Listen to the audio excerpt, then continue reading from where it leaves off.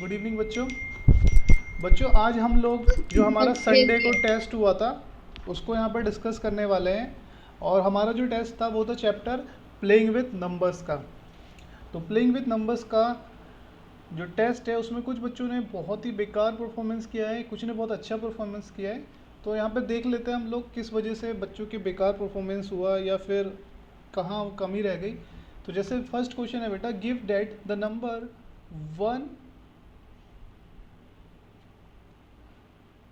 1771 बोला है divisible by 11। ये 11 से डिविजिबल है। तो where star is a single digit, और ये स्टार एक सिंगल डिजिट है, तो इस सिंगल डिजिट की वैल्यू बतानी है। तो बेटा मैंने बताया था आपको, जो 7 से डिविजिबिलिटी हम चेक करते हैं तो हम जो इवन प्लेस पे डिजिट होती है पहले उनका सम करेंगे। इवन प्लेस डिजिट सम, ठीक है। तो इवन प्लेस पे जो डिजिट है वो कौन कौन सी है? इवन प्लेस पे आप देख पा रहे होंगे, इवन मतलब जो जैसे सेकंड प्लेस पे, फोर्थ प्लेस पे, सिक्स्थ प्लेस पे, उन डिजिट्स को हम इवन प्लेस डिजिट कहते हैं। तो ये इवन पे थी हमारी, ये 1 इवन पे था, एक डिजिट छोड़ के एक इवन पे होता है, और ये 6 इवन था। तो 7 प्लस 1 प्लस 6, तो ये हमारी इवन डिजिट थी, तो इसका सम हो गया 14। Now odd digit, odd place digit. अब ऑड प्लेस पे जो भी हमारी डिजिट्स हैं, ऑड प्लेस कौन कौन सी होती है? 1 3 5, है ना, उनका सम हम कर लेंगे। तो 1, है ना, फिर प्लस 7, और फिर प्लस ये स्टार, स्टार को हमने x ले लेते हैं अपनी तरफ से, एंड प्लस 1। तो इनका जो हमने सम किया तो ये आ गया 9 प्लस x। तो आपको पता है डिविजिबल होने के लिए कोई भी नंबर 11 से या तो वो ज़ीरो हो जाए, है ना, उनकी इवन प्लेस और ये ऑड प्लेस डिजिट का जो सम है, या तो ये ज़ीरो हो जाए, या फिर ये ऐसा एक नंबर बन जाए कि इनको माइनस करने पे क्या आए, हमारा ऐसा नंबर आए जो 11 के टेल में आता हो। या तो ज़ीरो हो जाए या फिर एक ऐसा नंबर आए जो 11 के टेल में आता हो। तो देखिए बेटा हम लोग यहाँ पे क्या करेंगे, हमने यहाँ पे कोई भी डिजिट फर्स्ट पहले लिख लेनी है। आपकी मर्जी है, किसी को भी पहले लिख सकते हो। तो जैसे आप चाहो तो 14 पहले लिख लो, फिर माइनस सेकेंड वाली डिजिट ब्रैकेट में लिखना है सेकेंड वाली को। तो 14 माइनस 9, माइनस के अंदर इंटू हो गई, minus plus minus, minus plus minus. तो 14 में से 9 गया, बचा 5, एंड 5 में से x को माइनस करना है।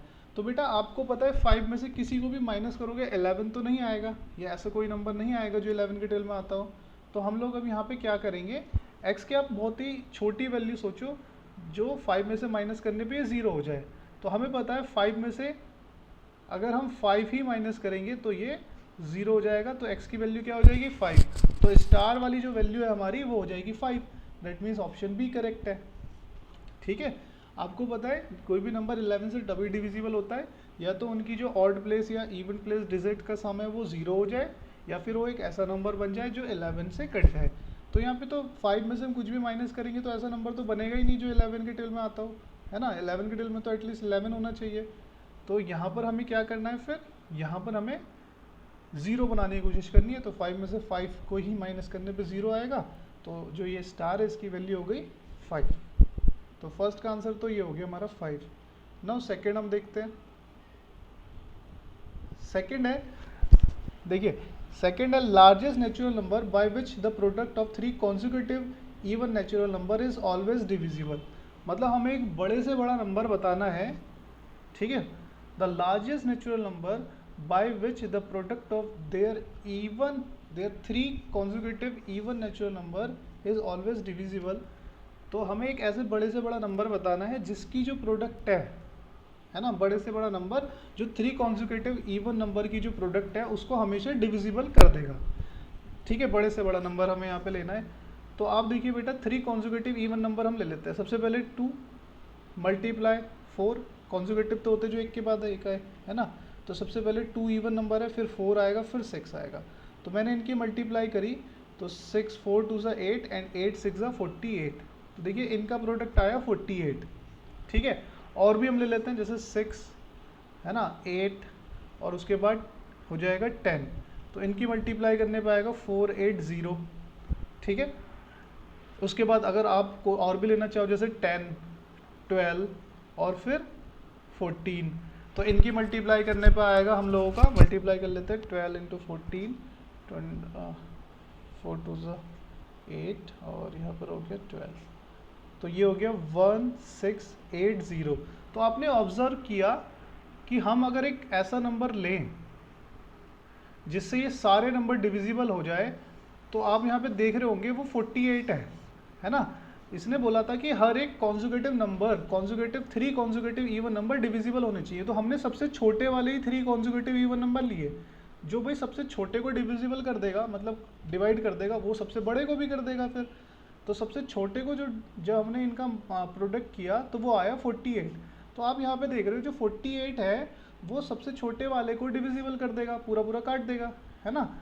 तो जब ये सबसे छोटे वाले को काट रहा है तो फिर जो इससे बड़ा आएगा उसको भी काट देगा, और जो सबसे बड़ा आएगा उसको भी काट देगा। तो सबसे लार्जेस्ट नंबर जो किसी भी 3 कॉन्जुगेटिव इवन नंबर को डिविजिबल करेगा वो हमारा 48 होगा। ठीक है बेटा, अगर ये ऐसी ऑड बोलता तो हम 3 कॉन्जुगेटिव ऑड नंबर ले लेते हैं। ठीक है, आप सबसे छोटे से ले लीजिए, है ना। और यहाँ पे आपको पता है कि हम लोग यहाँ पर ये चेक कर रहे हैं कि 3 कॉन्जुगेटिव इवन नंबर को अगर उनकी प्रोडक्ट की जाए तो ऐसा एक बड़े से बड़ा कौन सा नंबर है जो उन्हें डिविजिबल कर देगा। तो सबसे छोटे वाले हमने 3 कॉन्जुगेटिव इवन नंबर लिए, उनकी प्रोडक्ट की तो 48 आया। तो 48 जो है इनको डिविजिबल कर देगा पूरी तरीके से। तो भाई 48 जो सबसे छोटे को कर रहा है तो वो बड़े को भी करेगा, तो इसलिए आंसर जो है वो 48 है। ठीक है, ये था हमारा second question. Now question number 3। ठीक है, यहाँ पे थर्ड क्वेश्चन नंबर देखिए, बोला the largest value that must be x so that this number is divisible by 4। तो x की बड़ी सी बड़ी वैल्यू बताइए जो इसमें रखने पे ये 4 से डिविजिबल हो जाए। तो मैंने आपको बताया बेटा यहाँ पर जब भी हम 4 की डिविजिबिलिटी करते हैं तो हम लास्ट 2 डिजिट देखते हैं, लास्ट 2 डिजिट। तो लास्ट 2 डिजिट है हमारी x और 8, है ना। ये मल्टीप्लाई नहीं हो रही है, पहली चीज़ तो ये है, अब इसको ध्यान रखिएगा, ये मल्टीप्लाई में नहीं है, ये पूरी एक डिजिट है, x कुछ भी हो सकता है। अब इसने बोला लार्जेस्ट नंबर रखने पे ये 4 से डिविजिबल हो जाए। तो आप ऑप्शन से देखो, अगर मैं यहाँ पे 1 रखूँगा 18 होगा, नहीं होगा। 6 रखूँगा तो 68 हो जाएगा, 4 से कट जाएगा। बट इससे भी बड़ा कोई नंबर हो सकता है जो यहाँ पे रखने पे ये 4 से डिविजिबल हो जाए। तो अगर मैं यहाँ पे 2 रखूँगा 28, वो तो 68 से भी छोटा है, तो इसको भी नहीं लेंगे हम। यहाँ पर अगर मैं 8 रखूँगा x की जगह पे तो 88 हो जाएगा। तो 88 भी तो 4 से कटता है 22 बार में। तो इसलिए x की जो वैल्यू है सबसे बड़ी से बड़ी जो यहाँ पे रखने पे ये 4 से डिविजिबल हो जाएगा वो है हमारी 8। ठीक है बेटा, तो इसको आप अगर प्रॉपर करोगे तो आप कैसे करोगे इसको, अगर आप प्रॉपर यहाँ पर लिखोगे तो बहुत ही सिंपल सा तरीका है। यहाँ पर आपको देखना है 4 की डिविजिबिलिटी में हम लोग क्या करते हैं, ये हटता क्यों नहीं है भाई, ये हट ही नहीं रहा, इरेजर ही अटक गई। चलो एक बार कैंसिल करके दोबारा कर लेते हैं। हाँ जी, ये आ गया। तो यहाँ पर हम 4 की डिविजिबिलिटी में क्या करते हैं बेटा, यहाँ पे डिजिट पुट करते हैं। तो पुट कर देंगे सिंपली x इक्वल्स टू 8, और जैसे ही मैं यहाँ पे 8 पुट करूँगा तो 88 हो जाएगा, और 88 जो है 4 से कट जाएगा। तो यहाँ पे x की बड़ी से बड़ी क्या वैल्यू हो सकती है, 8। आपको पता है यहाँ पे x सिंगल है तो एक सिंगल डिजिट ही होगी। तो सिंगल डिजिट कहाँ से कहाँ तक होती है, 0 से लेके 9 तक। तो हमें 0 से लेके 9 तक के बीच की ही कोई डिजिट यहाँ पे पुट करनी है ना, उससे बड़ी नहीं करनी। तो आंसर हो जाएगा यहाँ पे हमारा x इक्वल्स टू 8। तो आंसर है डी, ऑप्शन डी करेक्ट है इसका। देखिए नेक्स्ट क्वेश्चन। नेक्स्ट क्वेश्चन था हम लोगों का एक 5 डिजिट नंबर, एक 5 डिजिट नंबर है हमारे पास XY235 इज डिविजिबल बाय 3। ये 3 से डिविजिबल है, इस तरीके से डिविजिबल है कि x और y का जो सम है ना वो 5 से छोटा है। ठीक है, तो x और y एक सिंगल डिजिट नंबर है बोला गया है, तो भाई इनकी वैल्यू हमें बतानी है। तो बेटा 3 से डिविजिबिलिटी के लिए हम सम ऑफ डिजिट्स करते हैं, है ना। सम ऑफ डिजिट्स हमने यहाँ पे जब किया तो x plus y plus 2 plus 3 plus 5, ये हमने इन डिजिट्स का सम कर लिया। तो x प्लस वाई और इन सब का सम करने पे आ गया 10। ठीक है, x प्लस वाई और इन सब का सम करने पे आ गया हमारा 10। तो देखिए 3 के टेबल में 10 से बड़ी ऐसी कौन सी वैल्यू होती है जो 3 से कट जाए। तो आपको पता है 3 से 10 से बड़ी होती है 12। तो यहाँ पर ये भी बोला गया था कि भाई x प्लस वाई जो है वो 5 से छोटा होना चाहिए। तो अगर मैं यहाँ पर पुट करूँ x इक्वल्स टू 1 और y इक्वल्स टू भी 1, तो ये हो जाएगा 1 प्लस 1 प्लस 10, तो 12। तो भाई x की वैल्यू और y की वैल्यू एक तो हो गई 1 1। दूसरी जो है, दूसरी क्या हो सकती है, यहाँ पर हम अगर पुट कर दें x की जगह पे 2 और y की जगह पे 0, भाई तब भी तो इनका सम जो है 5 से छोटा है। ये तो बोला गया था कि सम जो है वो 5 से छोटा होना चाहिए। तो भाई 2 प्लस 0 हो जाएगा 2, 5 से छोटा है, ठीक है। और आपको पता है भाई 2 प्लस 0 जब मैं यहाँ पे करूँगा, x की जगह पे 2, y की जगह पे 0 प्लस 10, तब भी तो 12 ही आएगा, तो भी ये 3 से डिविजिबल है। तो देखिए x और y की दो वैल्यू आ चुकी है, एक तो आ चुकी है 2 और 0 और एक आ चुकी है 1 1। आप यहाँ पे देख लीजिए 2 और 0 और 1 1 कहाँ पर है। तो देखिए 2 और 0 ये रही और 1 1 भी ये रही। और ये वाली वैल्यू यहाँ पर आप क्यों नहीं रखना चाह रहे हैं यहाँ पे? देखिए वैसे तो आंसर ये भी करेक्ट है ना, ये आंसर ये भी करेक्ट है, पॉसिबल वैल्यू ऑफ x, ये सारी की। हाँ बेटा बोलो। सर क्योंकि किसी भी नंबर के फर्स्ट में 0 नहीं होता है, इसलिए ये दोनों नहीं रहेगा। हाँ ये बिल्कुल सही पॉइंट बोला आपने, है ना। क्योंकि देखिए अगर बेटा मैंने x की जगह पे 0 रख दिया तो ये भाई हमारी एक 4 डिजिट नंबर बन जाएगा, समझ में आया। इसलिए ये वाला आंसर इनकरेक्ट है और इसलिए ये वाला आंसर भी इनकरेक्ट हो जाएगा, क्योंकि यहाँ पे आप देख रहे होंगे x की जगह पे 0 है और x की जगह पे 0, आगे वाली वैल्यू x की है, ये सब जितनी भी यहाँ पे आगे की तरफ वैल्यू है सब x की है।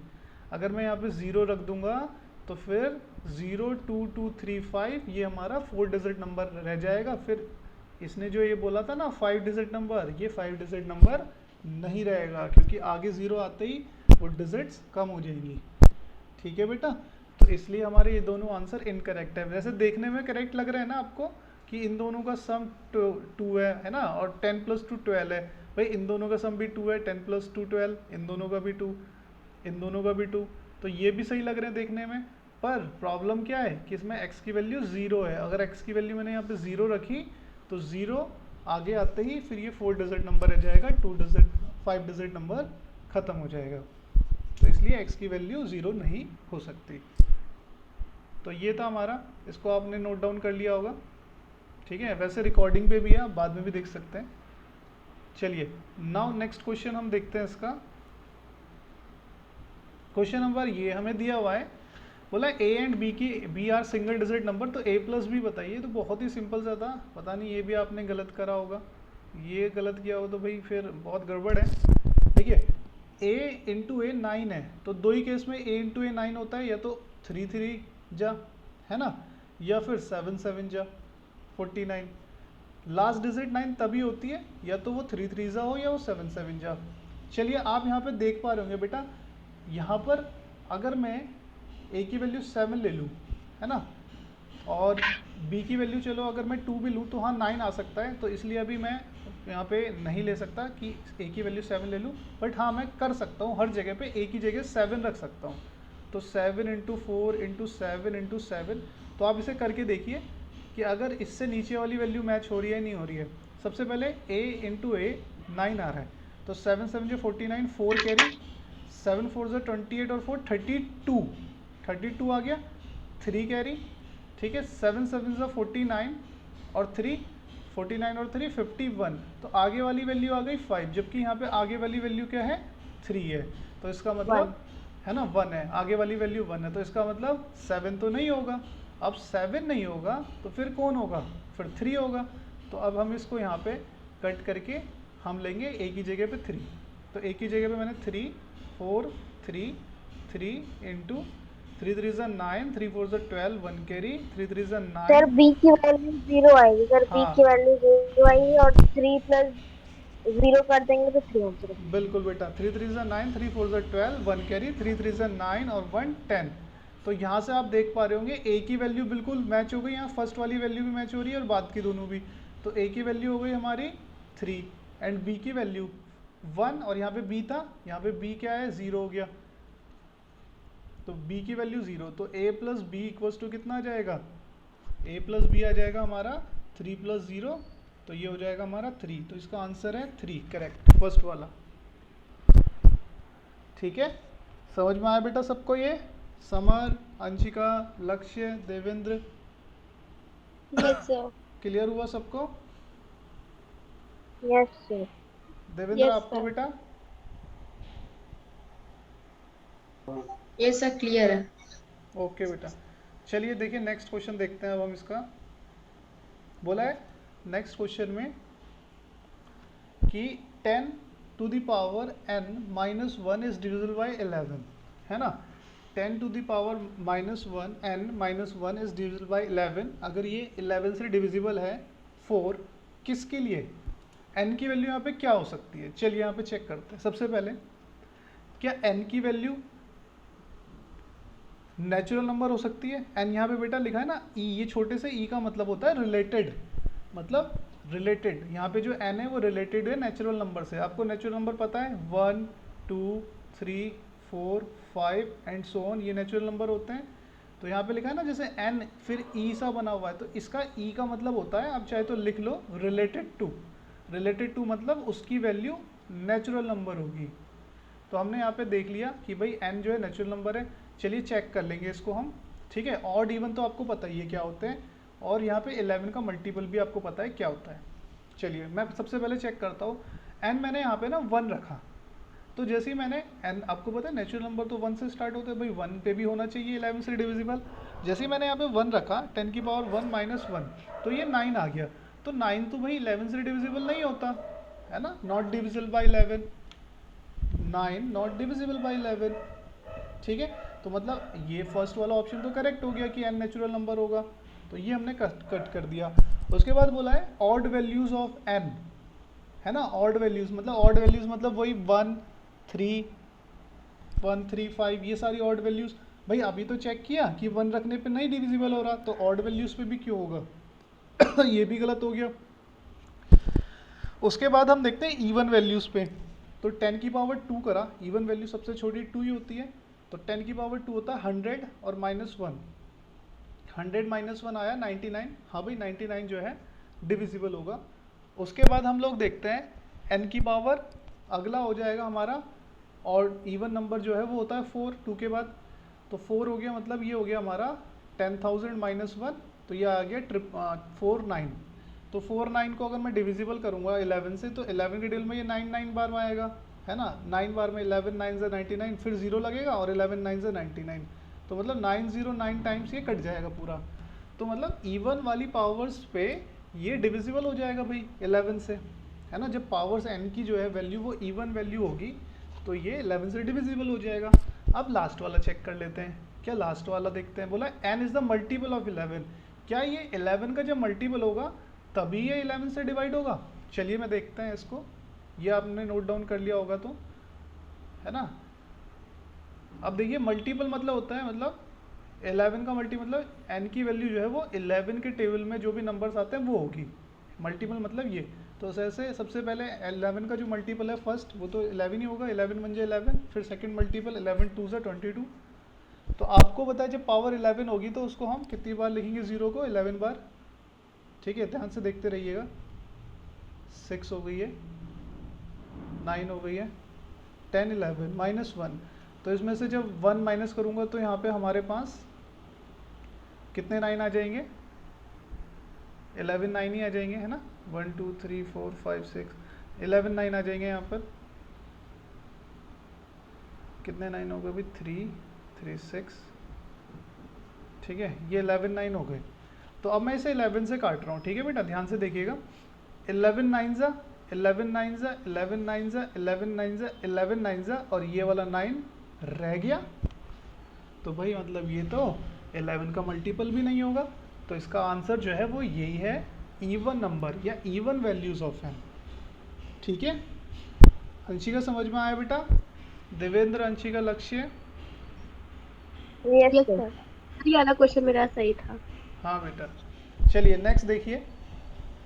नेक्स्ट देखिए बेटा, ये वाला क्वेश्चन आपका कौन सा गलत है? ये वाला, इसके नीचे वाला है। Question number 7।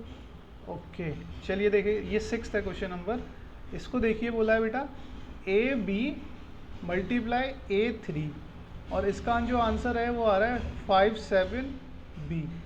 ठीक है, तो हमें यहाँ पे बताना है ये जो A प्लस ये जो है हमारे पास, इनमें से कौन सा ऑप्शन करेक्ट होगा। ठीक है, A plus 2B plus C equals divisible by 3, 2A plus B plus C is divisible by 3। ओ यहाँ पे तो गलत हो गया बेटा, एक चीज़ ऑप्शन गलत हो गया ना। वही तो सर, क्योंकि इसमें सी तो कहीं दिया ही नहीं है। ऑप्शन गलत हो गया बेटा। इसका आंसर तो बी की वैल्यू पूछी है सिंपली हमसे। चलिए बी की वैल्यू निकाल लेते हैं हम, है ना। हाँ, ये क्वेश्चन का ऑप्शन गलत हो गया है। ठीक है ना, तो बी की वैल्यू हम निकालते हैं। यहाँ बोला बेटा 3 की ऐसे एक नंबर से मल्टीप्लाई करी, बी आ गया, मतलब 3 की बी से मल्टीप्लाई करने में बी आ जाए।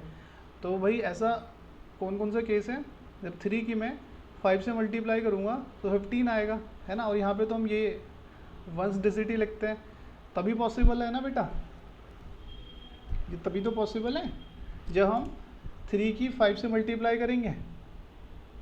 समझ रहे हो आप। देखो यहाँ पे बोला है यस सर। 3 की b से मल्टीप्लाई करने पे b आएगा यूनिट डिजिट। तो 3 की अगर मैं 5 से मल्टीप्लाई करूँ 15 है, तो यूनिट डिजिट 5 है। तो और तो ऐसा कोई है ही नहीं। देखो 3 की आप किसी से भी मल्टीप्लाई करो 6 आ रहा है ना। यहाँ पे अगर मैं b की जगह 2 ले रहा हूँ तो 6 आ रहा है। यहाँ पे मैं b की जगह 3 ले रहा हूँ तो 9 आ रहा है। 4 ले रहा हूँ तो 12 आ रहा है, यूनिट डिजिट 2 हो रही है। 5 को तो हमने ले लिया, ठीक है। 6 ले रहा हूँ तो यूनिट डिजिट 18 हो रही है। 7 ले रहा हूँ तो यूनिट डिजिट 21 हो रही है। 1 मतलब 8 ले रहा हूँ तो यूनिट डिजिट जो है हम लोगों की, ठीक है, इसको हम बाद में कर लेंगे, यूनिट डिजिट 24 हो रही है, 4 हो रही है। 9 ले रहा हूँ तो 27 हो रही है। और फिर उसके बाद हमारा क्या बचता है, 0, है ना। 0 भी बच रहा है, तो 0 लेने पे भी यूनिट डिजिट 0 हो सकती है। इन केस 0 ले लेते हैं अगर हम यहाँ पे। चलिए ठीक है, या तो 5 होगा या 0 होगा, दोनों में से एक ही होगा। अब दोनों को लेके करेंगे हम, 1 मिनट है बस, इसको हटा देते हैं। ठीक है, दोनों को हम यहाँ पे कंसीडर कर लेते हैं कि जो है वो b जो है वो 5 भी हो सकता है और b जो है वो 0 भी हो सकता है। चलिए बेटा अब हम ना यहाँ पे रख लेते हैं वैल्यूज़ को, जो जो हमारे पास है। सबसे पहले हमने 5 रख के किया,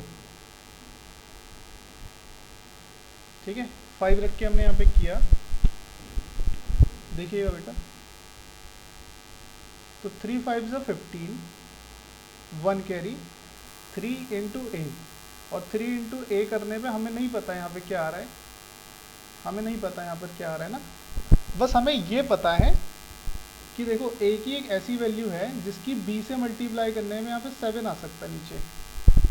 तो देखिए यहाँ पे अगर मैं 3 इंटू ए करूँगा तो 3 इंटू ए आएगा, ठीक है। उसके बाद a इंटू 5, इसके यहाँ पे नहीं लिखेंगे, a इंटू 5 को लिखेंगे इसके नीचे, फिर a इंटू ए इसके नीचे आएगा, ठीक है। अब यहाँ पर हमें नहीं पता a की वैल्यू क्या है, बट हमें ये पता है कि यहाँ पर a की वैल्यू जो भी है उसकी मल्टीप्लाई करने पे 557 आ जाता, मतलब a इंटू 3 और a इंटू 5 को ऐड करने पे 7 आएगा, ठीक है। 7 नहीं है एक्चुअली, ये 6 कितना है, ये 17 है ना। क्यों है ना, मैं बताता हूँ इसका रीज़न क्या है। देखिए आप यहाँ पे देख रहे होंगे a इंटू ए 5 दिख रहा होगा आपको, है ना, a इंटू ए 5। तो ये तो बेटा कभी पॉसिबल ही नहीं है कि दो नंबरों की मल्टीप्लाई करने पे जो है 5 आ जाए, पॉसिबल ही नहीं है। तो है ना, पॉइंट में यहाँ पे दिया नहीं है, पॉइंट में भी नहीं दिया हुआ। तो हम लोग अब यहाँ पर a को क्या लेंगे, a को हमने ले लिया 2, ठीक है। a को हमने लिया 2 क्योंकि 2 इंटू 2 4 होगा, और यहाँ पे कैरी आ जाएगा तो 5। 3 भी नहीं ले सकते क्योंकि यहाँ पर आप देख रहे हो 5 है, तो 3 3 ज़ा 9 हो जाएगा, बड़ा हो जाएगा। तो सबसे छोटा नंबर हमने a की वैल्यू 2 ले ली। चलिए आप 2 लेके करके देखते हैं हम। 2 इंटू 2 5 2 3 हमने मल्टीप्लाई करनी है 15, 1 कैरी, 3 2 ज़ा 6 1 7, 5 2 ज़ा 10 0 1, 3 2 2 ज़ा 4 और 1 5। तो आप यहाँ पर देखो, आंसर चेक करो, 5 7 5 आ रहा नहीं आ रहा, बिल्कुल सेम आ रहा है ना। Yes sir.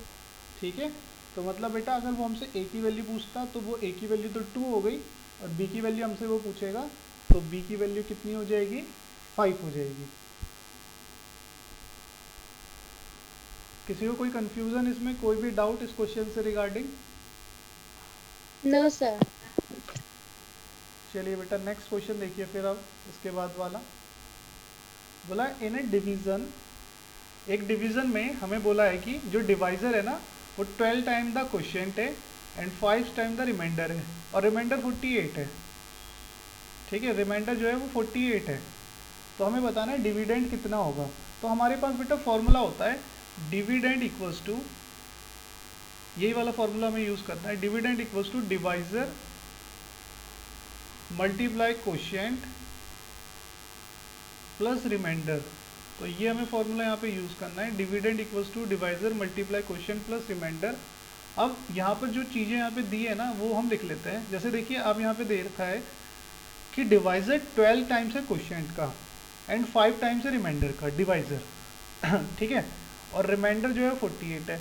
तो सबसे पहले हम लिख लेते हैं डिवाइजर इक्वल्स टू कितना हो जाएगा भाई, डिवाइजर इक्वल्स टू बोला है 5 टाइम्स द रिमाइंडर, तो 5 टाइम्स द रिमाइंडर अगर मैं करूं तो डिवाइजर हमारे पास आ गया है 5 इंटू 48, तो ये हो गया हमारे पास 240, डिवाइजर 240 आ गया। अब ये बोला है डिवाइजर 12 टाइम्स द क्वोशिएंट है, मतलब जो डिवाइजर है ना, डिवाइजर जो है वो 12 टाइम्स है क्वोशिएंट का।